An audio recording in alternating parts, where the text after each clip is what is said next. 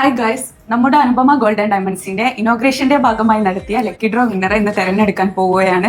അതിനുവേണ്ടി ഞങ്ങളുടെ MD ആയ മിസ്റ്റർ അബ്ദുൽ ജലീൽ സാറെ ഇൻവൈറ്റ് ചെയ്യുന്നു.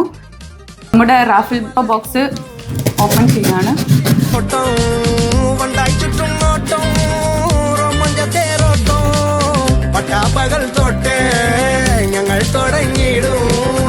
നമ്മുടെ ഫസ്റ്റ് പ്രൈസ് വിന്നറെ തെരഞ്ഞെടുക്കാൻ പോകും